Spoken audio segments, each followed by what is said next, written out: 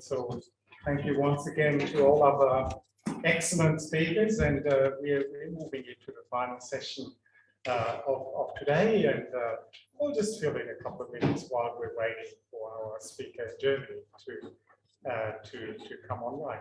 And I think you'll agree with me that we've had really quite a remarkable lineup of not just research expertise, but also people who are really as close as possible as you can get to domestic and foreign policy on these issues. And so, you know, another example actually where we can bring research and policy practice together for better shared insights. And really a very heartfelt thank you for everyone for coming and participating, in particular our speakers. Now, as one of the co-organizers, I would also like to say that we are, of course, acutely conscious that we have not had a gender balance among our speakers here in this event today.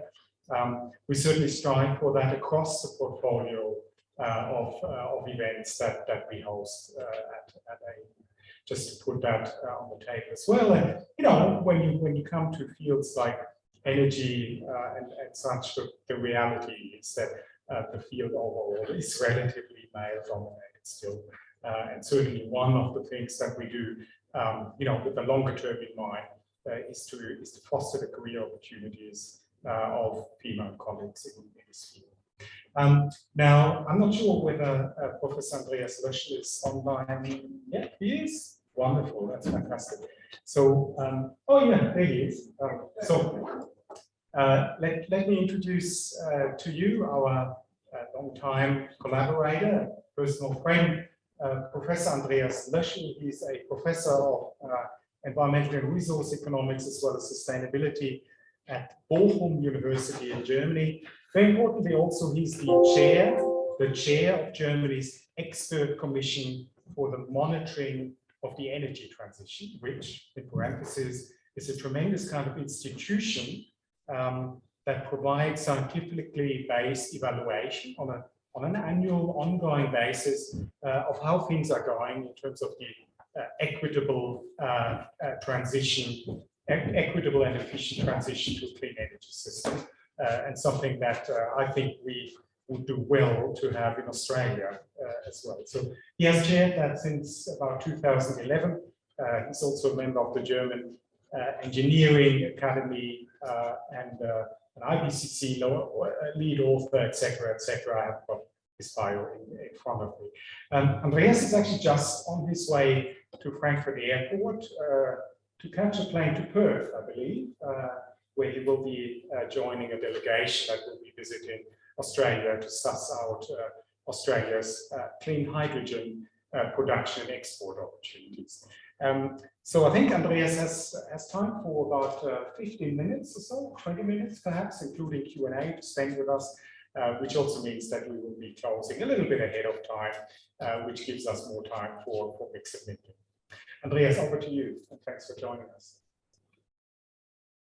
Well, thanks for having me. As I said, as Frank said, I'm about to leave to Australia, so I'm really looking forward to continue discussion with you in Australia on the future changes of the energy sector. And today I would like to share with you some thoughts on the future of Germany's energy inputs. As you might be aware, this is of course a very ongoing discussion as well in German policy circles, but I'm going to share some thoughts and I should be brief. So let me just briefly mention that together with some colleagues, I started discussions about the impact of a stop of energy imports from Russia relatively early. So we published probably the first paper that looks at the effects of a sudden stop of these imports. We were relatively optimistic that with proper political response, the German economy could actually adjust properly to these impacts. meaning that we need, on the one hand, a substitution of supplies from other sources. As you will see in the German case, this is mainly LNG, so liquefied natural gas, but as well some pipeline gas that is available from Norway, from the Netherlands, or from the Northern Africa. And it means as well filling our storages over summer. And lastly, reducing demand sharply for energy, especially for gas in households and in businesses. These different ingredients would lead to a situation where the GDP losses are somewhere in the framework of the Corona crisis for the for Germany. But as I said, this really depends on the policy response. And also includes the necessity to activate all these different levers, including, as I will show you, levers on the supply side and on the demand side. And for now, the German government, if I go to the next slide, the German government has mainly focused on the supply side, but in principle, of course, energy savings are key to reduce cost and as well key to increase resilience for the German economy. And what is necessary to reduce energy demand is foremost price mechanisms. So we see that prices of energy are very, very high in Germany at the moment. And of course, they are going to stay high for the upcoming 2 years at least.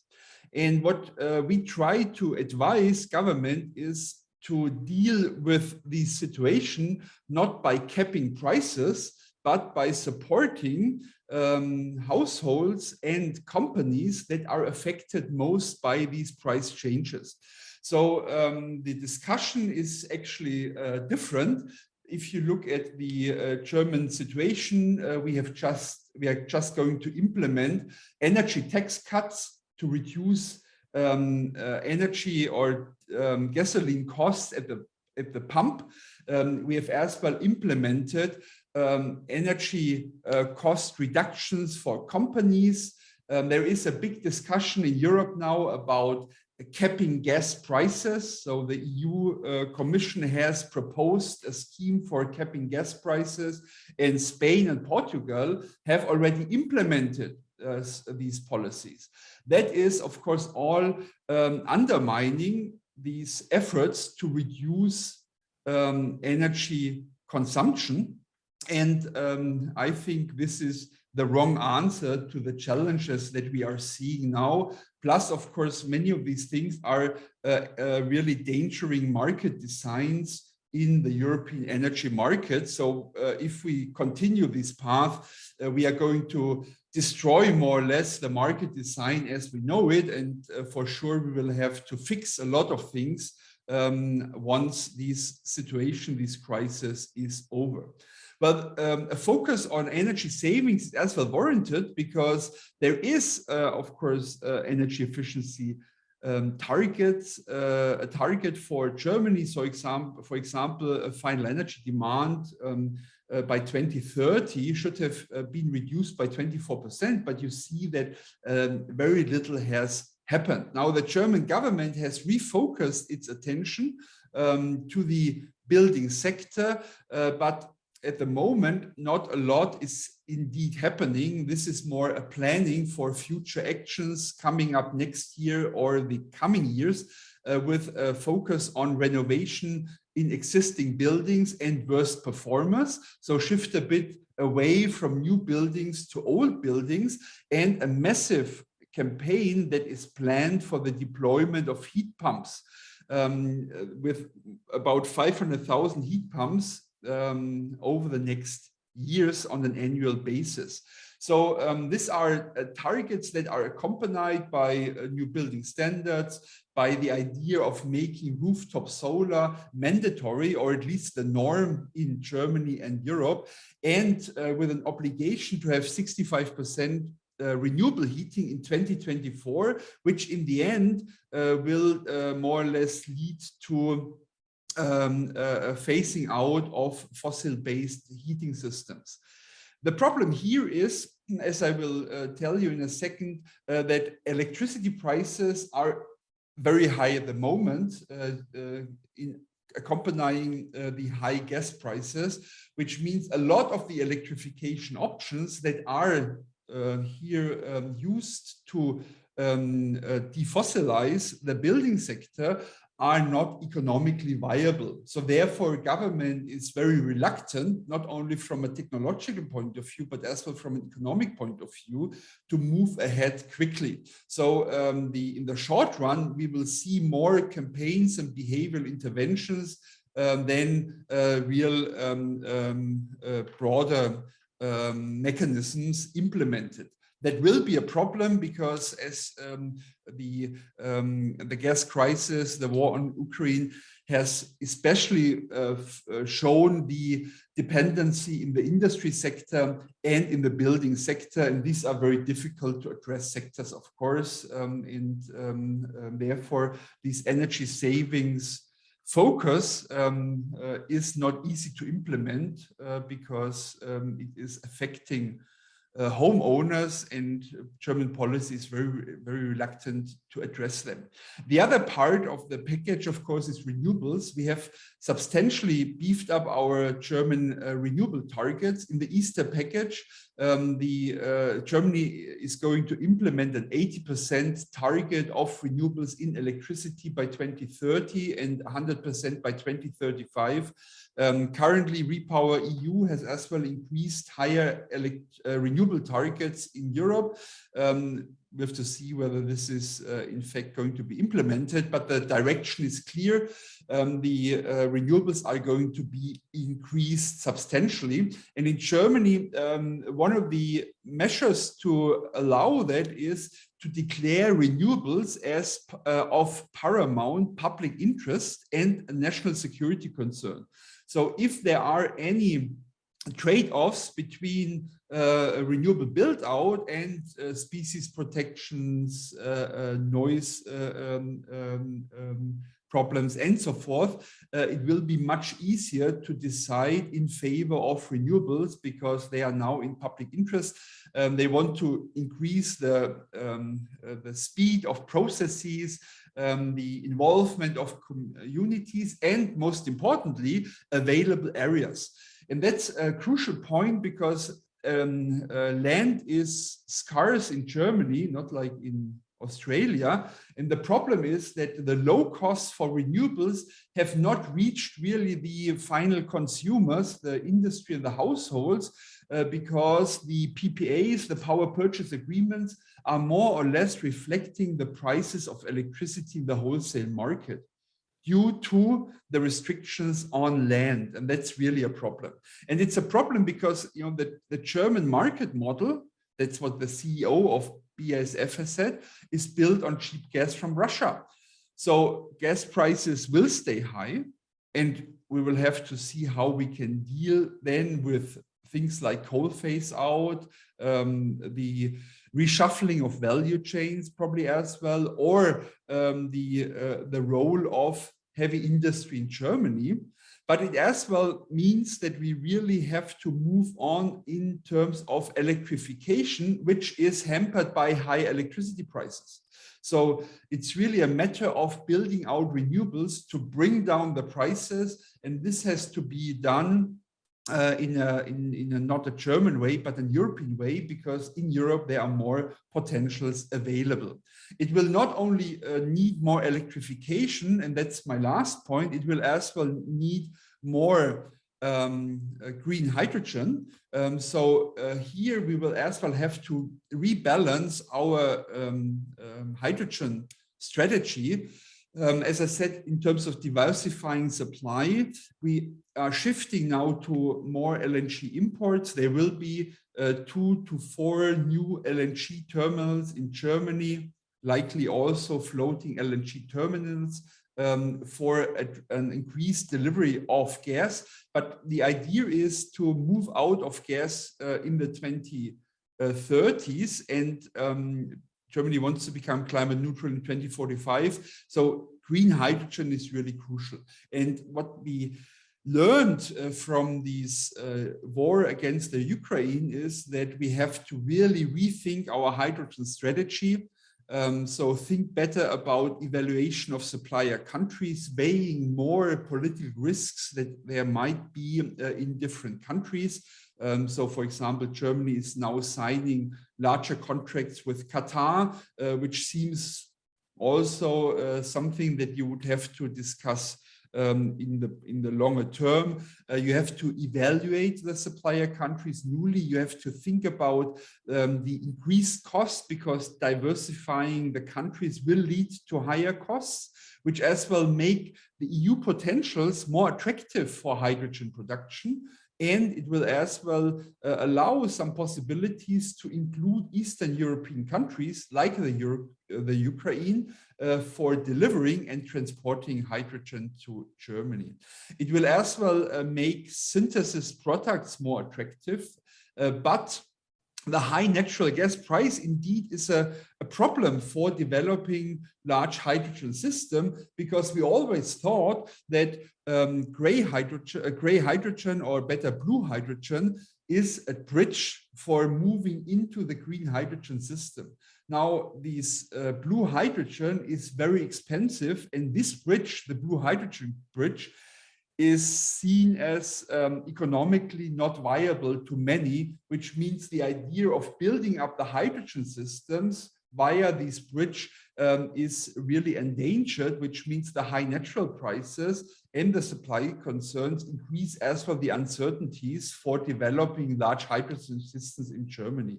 These are points that we want to discuss in Australia. As you know, this delegation visit is headed by the German Minister of Research, and it's really looking on potentials for cooperation in the field of green hydrogen, because that is, of course, now gaining really much more importance in the German energy future. Okay, thanks a lot.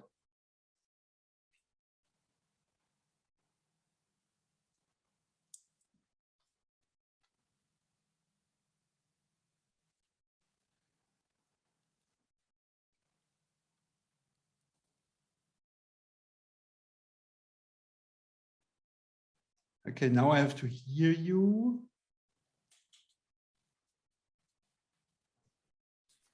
Okay, Andreas, can you hear me? Can you give me a thumbs up if you can hear me? Oh yeah, okay, great. So we'll draw on a few more minutes of your time, and listening to Andreas Loeschel makes you realize just how dramatic actually this particular situation is, right? Energy transition meets major international supply disruption in a period of geopolitical uncertainty. A little footnote, the comments that Andreas ended on regarding blue versus green hydrogen. There is a wealth of current research on this from ANU, including from the Grand Challenge Zero Carbon for Energy for Asia Pacific, in terms of the relative economics, relative environmental implications, and certification systems for clean hydrogen. So if you want to delve deeper on that, just jump on our websites and you shall be served.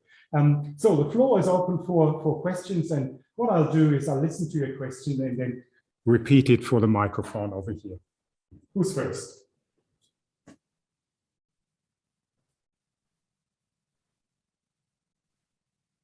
Please, in the middle and back. I wanted to ask if Dr. Andreas would be able to theorize how the trajectory of the development of renewable energy may have been in Germany had conflict with Ukraine and Russia not happened. Whether it's expedited some movements or whether it has impeded in some ways in regards to exports and trade tariffs, the development of this technology. Andreas, the question is, what effect does the war of the conflict in the Ukraine have on the trajectory for renewable energy development in Germany? Is speeding it up? Is it slowing it down? What's happening? Yeah, well, of course, the main building blocks of the energy transition, renewables and efficiency. Of course, these are good answers as well for the war against the Ukraine. But you have to keep in mind that we had a new government last year that is now having a green economic minister and the Greens in government. So all the targets of renewables I showed you, they have been already discussed in the end of last year. And the numbers I showed you are really very, very large. No, we want to quadruple our PV installations, moving to about 20 gigawatt of PV in the next years, from 4 to 5 now. We want to move to a threefold increase in wind power. And that has all been decided already before the war started. And we think that this is, let's say, on the frontier, what is thinkable in terms of increasing renewable build out. So the government has not adjusted the targets because I think it will already take really large effort to implement the targets as they stand now, because, as I said, they mean triple or quadruple the annual build outs in Germany in onshore wind, offshore wind, and PV. Okay. Have we got one more question from the floor? Please, in the middle here, and then on the right, 2 questions. Why don't we take them both together? I would ask the same question about the German move towards electrification of transport. We've seen with Norway, the incentives give you 90% of new vehicles being electric. The German industry has been somewhat reluctant, apart from VW, to actually go electrified, and we need to be moving into commercial vehicles and things. So will the war affect the move towards electrification of transport in Germany? And your question, please. Thank you. I thought it was very interesting, the modeling on the impacts of the German economy were gas to be turned on immediately. Is there any modeling of the scenarios for the EU as a whole? And what would be the cost for the EU as opposed to the cost for Russia, were that to happen? Which side would lose that siege first? And you know, we've seen that happen for, say, transport during the pandemic. What if that were forced upon the EU? Would that be something that could be done given the crisis? Andreas, not sure whether you were able to hear 2 questions. The first one, can you please comment on the speed of electrification of transport in Germany, cars, but also heavier transport, and any impact from the conflict on that? And then secondly, regarding the work that you showed, the economic modeling of economic effects on Germany, of a gas import stop from Russia, how would that translate to Europe overall? And as an appendix to that question, who incurs the larger costs from a stop to gas trade, the EU or Russia? Over to you. Okay, so first, electrification. As I said, electrification is key to the energy transition, and I talked more now about electrification in industry and in buildings, but of course it's as well a very important possibility to defossilize the transport sector. And there, well, the situation is that this is increasing to to start being relevant. So just today I read that we had now 25% of new vehicles electrified. So this is gaining speed. And of course, it's a matter mainly, I think, of charging infrastructure, because at the moment this is going very slow. We know that we need much more charging infrastructure being implemented. And second, also the economic benefit is fading away a bit because we have now electricity prices that are so high. We have again on the markets ×4, ×5 electricity prices, which take away, of course, a lot of the benefits of electrification. Including these subsidies we give on gasoline. So that makes it all difficult to develop this story. And we try to push hard for investing more in infrastructure, but it's still slow. There is a discussion now on the European scale to ban cars with propulsion technologies. This is not finally decided. The German government was against this. They want to raise the targets for vehicle fleets, but they don't want to raise it in such a way that would basically forbid to use conventional engines. So we will see how this is playing out, but I would say the speed is way too slow, and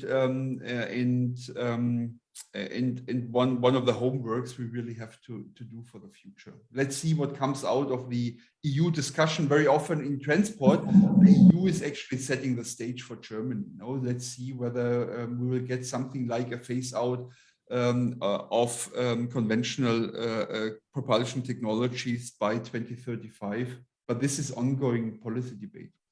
The second question on the cost of EU, well, as I said, we were coming up with numbers that said around 3% of GDP, plus, of course, for the high gas and oil and coal prices, you would see probably some other 2% of impact on GDP. So overall, the whole cost might be for Germany 5 to 6%, which is about, I mean, that's a hard recession. That's about the Corona crisis. And that modeling for Germany has been reaffirmed by many studies that came out after our publication. The German government sometimes still claim that, we will have mass unemployment in Germany if we move out of Russian gas. But I think last week, even the German Minister of Economic Affairs has revised this position. I think this is simply not going to happen. Now for Europe, the situation, of course, is very diverse. We have some countries that depend much more on Russian energy, and they are as well opposing more sanctions on the energy side, like Hungary, for example, or other Eastern European countries. They are, of course, as well potentially carrying more costs if that would happen. But that means if we are thinking about energy embargoes, we would have to as well think about the differentiated impact of these policies on the different EU member states to buy them in. And that's something that is going to happen. Of course, the EU has decided on moving out of Russian energy, but we think they have decided to move out too slowly. I think in order to have a larger impact, and that was the second part of the second question, in order to have a larger impact, I think you would have to move out quickly, not allowing to reshuffle transport routes for Russia. And of course, if you wait, then you are basically facing a situation where these energy is just going to other places, as we see it right now to India or potentially as well to China,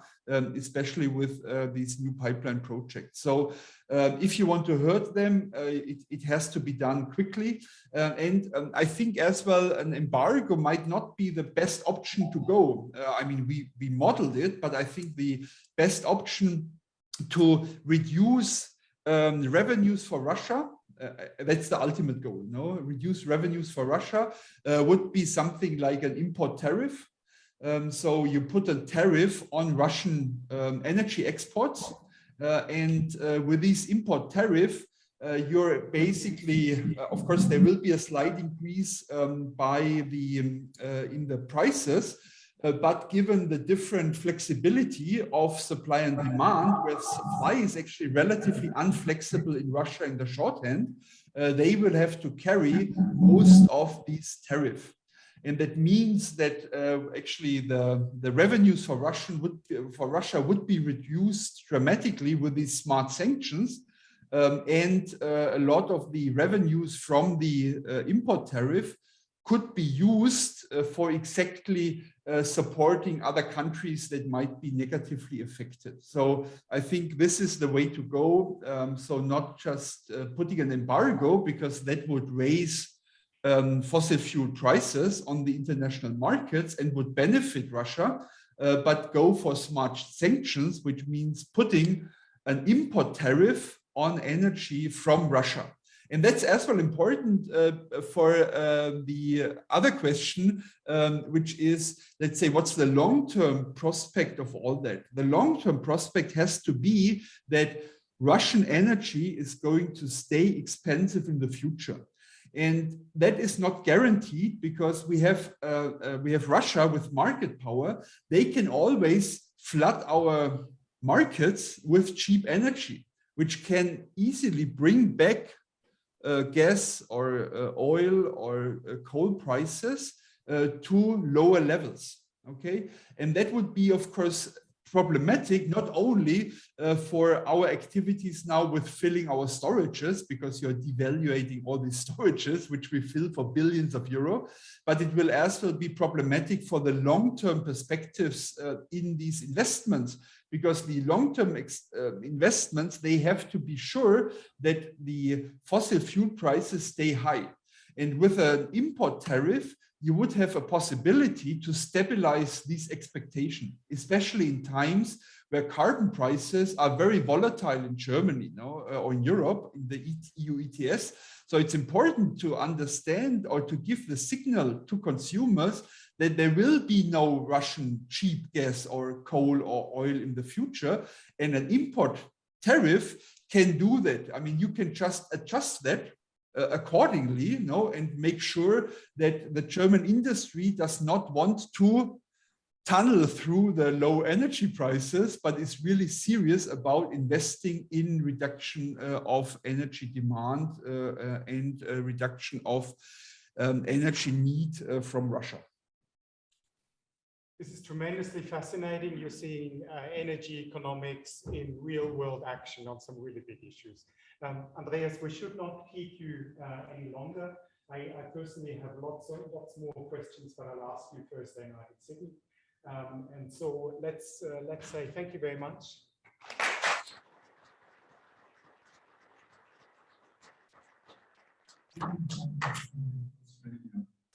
Thanks a lot. Thank you. Bye.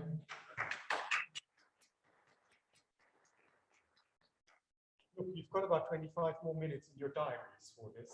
I think we'll spend most of that time in the foyer for free time, as you will. But if anyone would like to make any observations or bring up any other issues in the plenary right now, now's the chance to do so. I think we're all exhausted and maybe ready for a glass of water. So it falls to me to say thank you very much. It is really tremendous to be able to discuss in person, to discuss in depth. It is very much appreciated that you're spending your day with us here at ANU.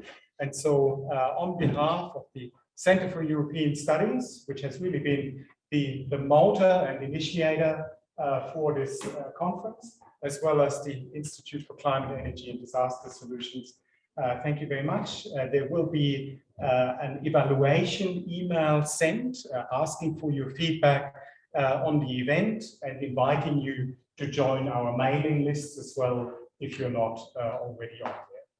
So anything else, Anne? No? No?